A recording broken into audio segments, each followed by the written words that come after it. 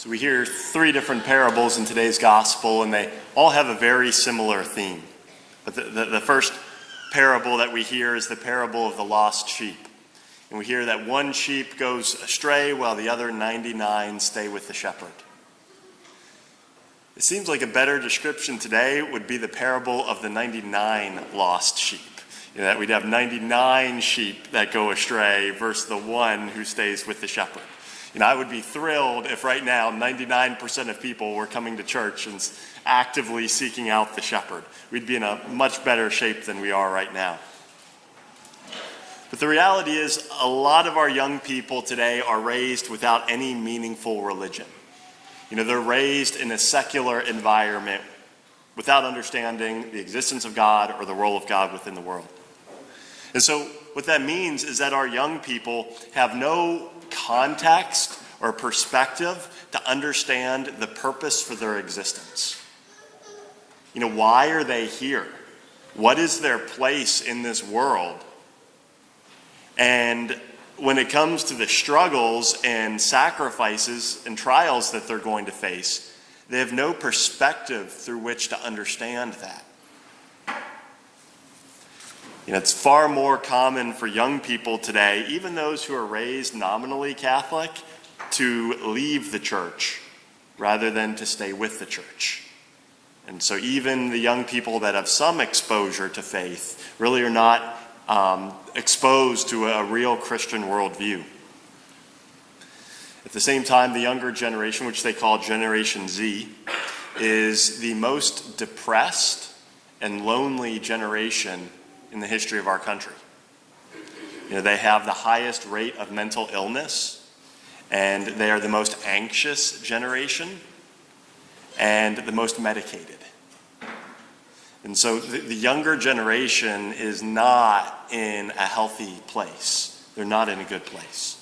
And there's a lot of factors that impact that. But I think one of the fundamental issues is the rejection of religion. That is huge because that's such an important foundation for us. And so why do so many young people reject religion? Well, most young people are not rejecting Christianity. They're rejecting a false caricature of Christianity. The way Christianity is presented to them is not in its fullness. And so that's what they're rejecting.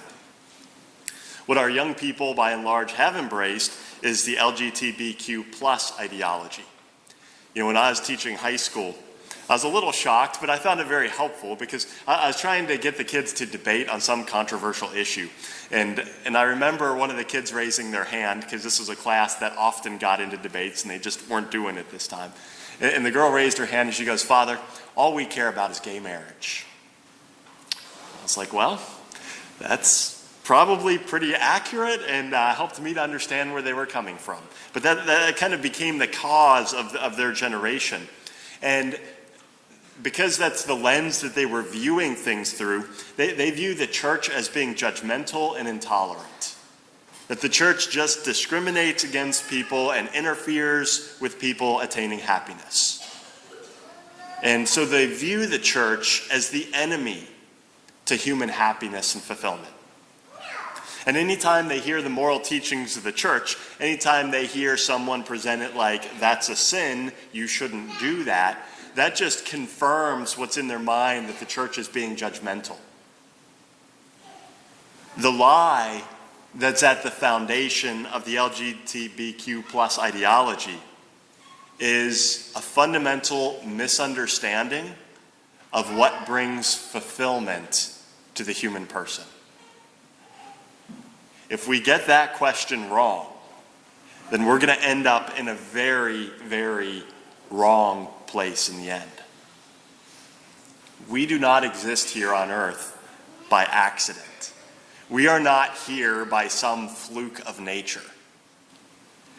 We were created intentionally in an act of love, and we were created for a purpose.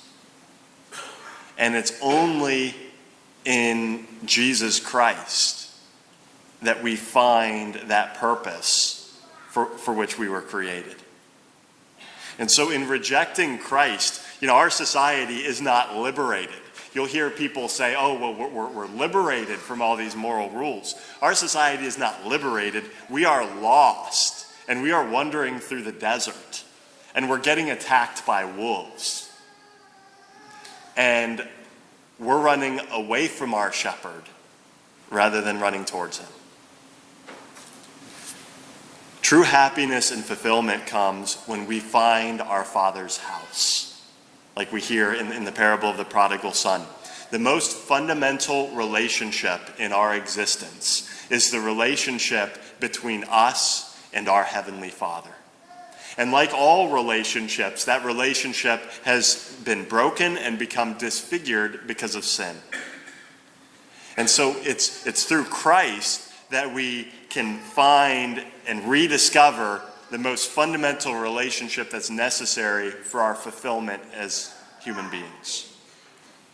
It's only when we encounter our Heavenly Father and have a meaningful encounter with him that we recognize our true dignity as human beings. It's only when we can see ourselves through his eyes that we recognize who we are. That we don't need to impress others because of our clothing. That it's not about our physical appearance that's important. It's not about having a great personality or a great sense of humor. That we have value and dignity because we are loved by our Heavenly Father.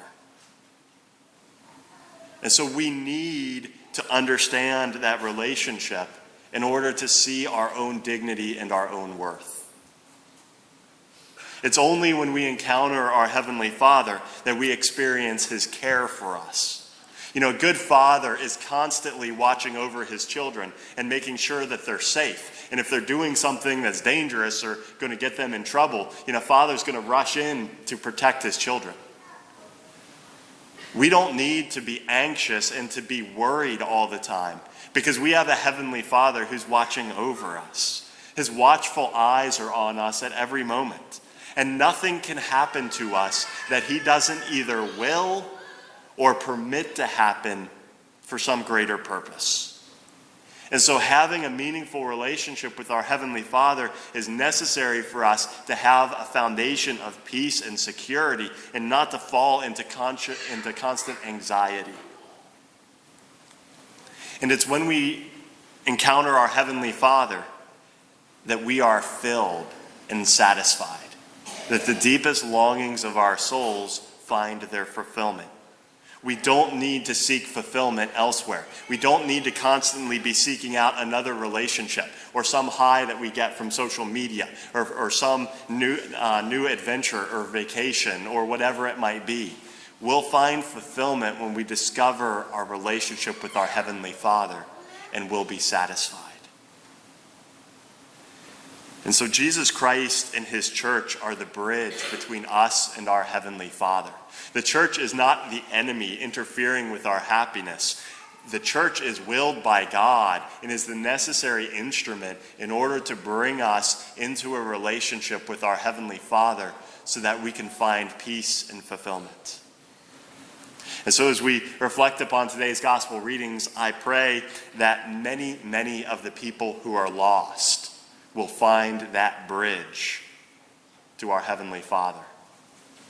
And for each and every one of the lost who finds that bridge, we will rejoice, because that means a son or daughter of our Heavenly Father who was dead has come to life. And a child of God who was lost has been found.